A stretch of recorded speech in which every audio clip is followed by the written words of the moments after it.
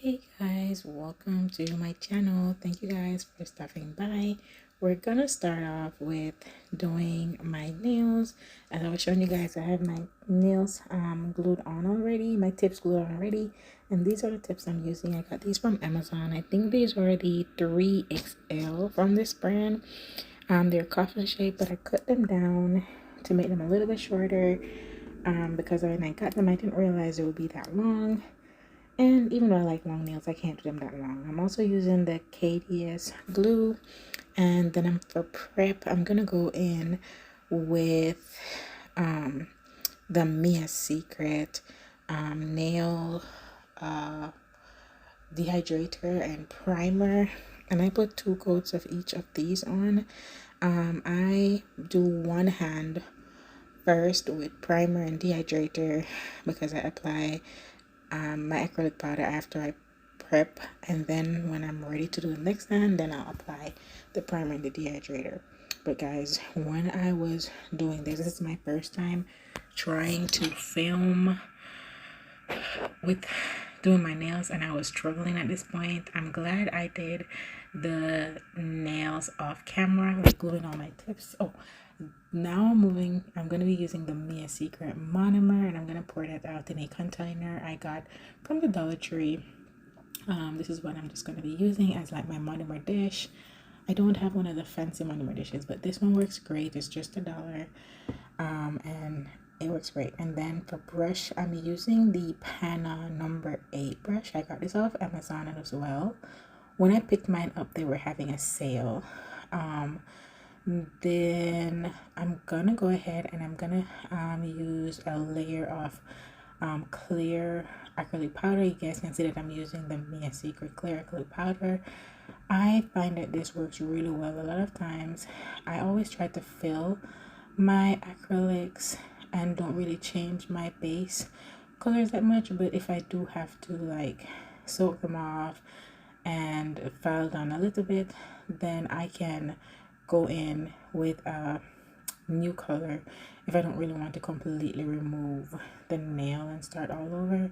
So I like this, and I feel like it helps me build up my nails where I don't have to like put a lot of the cover color on. But yeah, you guys, I was struggling to stay in focus and just kind of like pay attention to what I was doing because I never have a setup when I'm doing my nails. I never have a filming setup. I always have my nails so close to my face. I wear a mask a lot of times when I'm doing my nails just because I always have to like be right in front of my nails. And so this time I had to like sit back a little bit and do it because I had to try to keep my hand in frame, and it was just so awkward. So I don't know, maybe I have to try filming a different way, that way I can be comfortable. But see, I was trying to bring it up to me, and I'm like, oh, if I move it, I'm gonna hit this light and hit this phone. So I'm moving into my base color, and I'm using the Mia Secret acrylic powder. I'm going to talk about that a little bit later on, but right now I'm just putting it on, doing the application. I'm trying to do the 3-bead method, which is what I typically do when I'm doing my nails. I typically do like 2 medium beads and then 1 small one at the cuticle area, and I was struggling. I tried to do the first one on camera, and it just was so bulky because I really couldn't see what I was doing, and I had to keep going in and putting on like more acrylic, and it was just bad. And so I was trying to get this one in frame. It sped up, you guys. Took me so long to do one nail in the light, trying to get it in frame. You see, I kept like having to look up and look down and make sure that it's in frame, and holding my hand flat like this was just not it for me.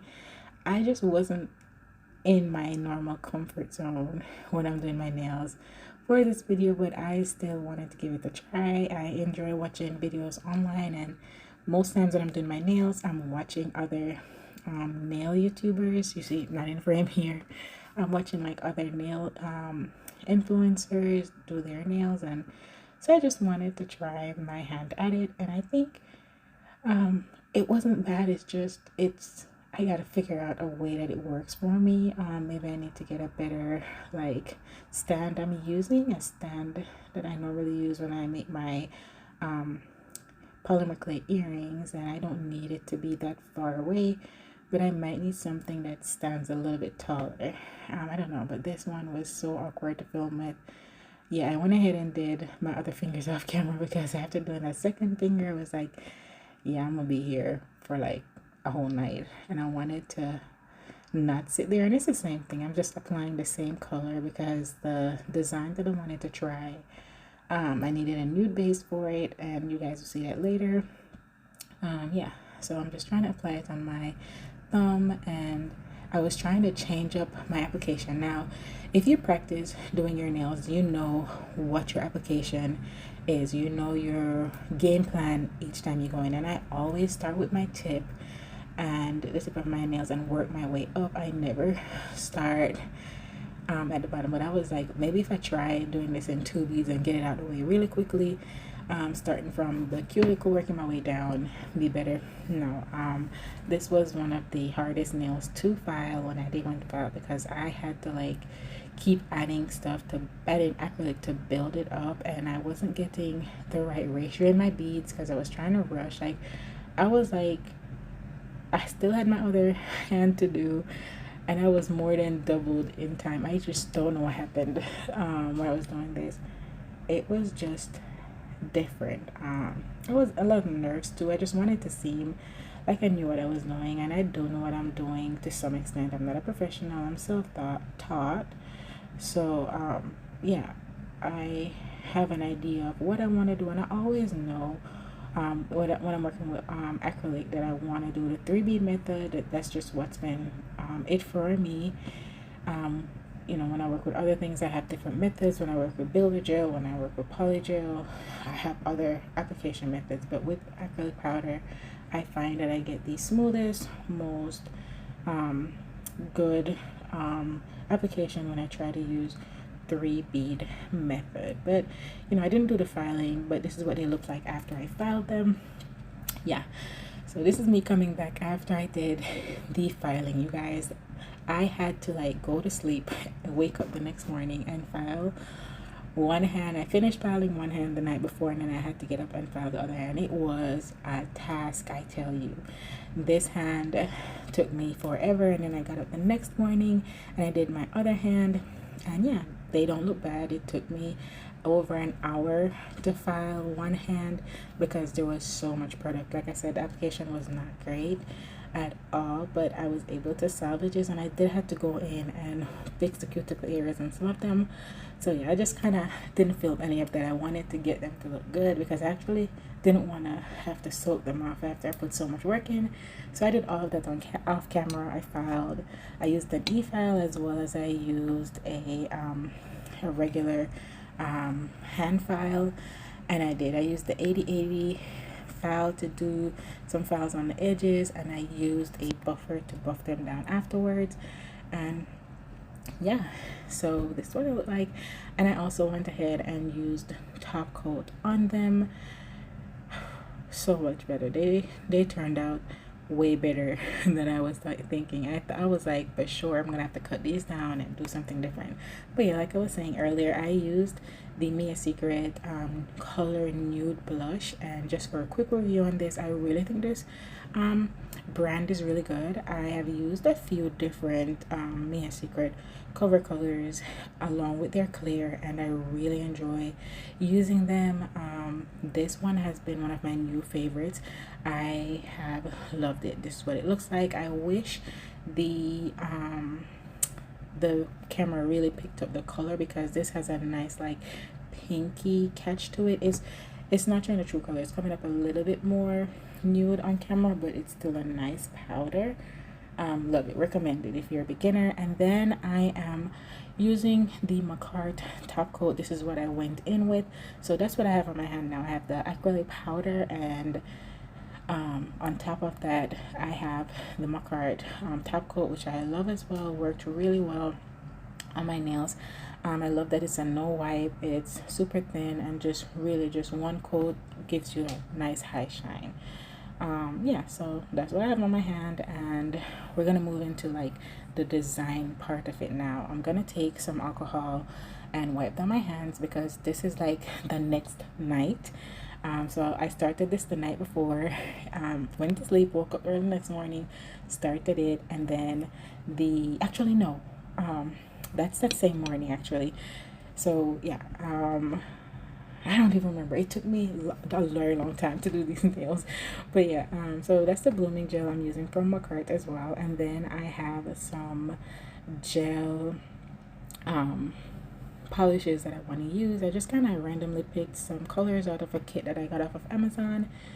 That came with a bunch of different like gel polishes, some colors that I thought would go good together, and I was just gonna put them together. Oh, I didn't tell you guys what I was gonna do. Okay, this is a brush right here that I'm gonna use to apply the gel polish, and then right here I have a little tool that I'm gonna use to mix the gel polish while it's down. I'm gonna move my paper out the way. And yeah, also you need alcohol when you use gel products, and I have some in there ready to clean my brush. So we're gonna move on. That's a different container. I have a couple of those containers and I use them while I'm working on my nails to hold products. So yeah, so this is what the nails look like. They're top coated already. I'm gonna leave the top coat on because I think that it's okay to work with. And right now I'm just gonna be adding the gel in the design. I'm trying to make a design to put on the nails. So basically I've been seeing a lot of these like blooming gel, like marbly nails going around, and I've seen quite a few different inspirations on them. I think I don't remember her name, but once I get it, I'll put it on here. But the nail that I'm actually really trying to recreate, there's a specific design that I'm trying to recreate, and I'll put it here, the name of the YouTuber here to credit her, so you guys can see and check out her video as well. But I really like the way her nails turned out, and I wanted to do my own spin on it. Pretty much I just used a different base. Her base had a little bit more pink to it, but I just did a little bit more base, and you guys can see I'm just using that tool to just create some swirly lines in here. And then we're gonna add the blooming gel on top of a nail. And again, I'm struggling, you guys. This looks so easy, but I'm so struggling to bend down around this light to see what I was doing, or I was trying to look at the phone to see what I was doing just to get a good view. It was just not happening. But yeah, I'm gonna use this brush and I'm just lightly putting it on. The blooming gel is gonna like help to spread out the design. One thing I will say, that if once I go back in and do this design, which I want to try it with some different colors next time, I won't use as much gel polish. I feel like once I was done with the other nails, I kind of got a hang of it by the time I got to my other hand, and that hand turned out a lot smoother. But yeah, this one I packed on so much, and to be honest, this next nail, I don't know if I'm gonna show it, but I tried to do another nail and I ended up wiping it off because it started to look so bulky and it was just way too much product. I thought it was too much blooming gel, but after I started to use it and got a hang of like how to apply the design, I realized that I was just doing it all wrong by picking up so much gel. I needed the smallest amount of gel. With this blooming gel, gives you a good design, trust me. I'm gonna end up wiping that one off and just curing the one finger I did first. And then unfortunately I didn't film me doing the whole set, but I do have pictures of the completed look at the end. But I just decided I'm just going to cure this and try to do it without the lamp, without recording. I got one finger on camera and we're just gonna call it a day. But yeah, I ended up using my Model 1's lamp. Love this lamp, to cure that one real quickly so I could keep going. And once I was done with all the nails, I did top coat them again with that Macart top coat. And yes guys, this is the end of the video. This is how they turned out. I absolutely love them. I think they turned out pretty good. Thank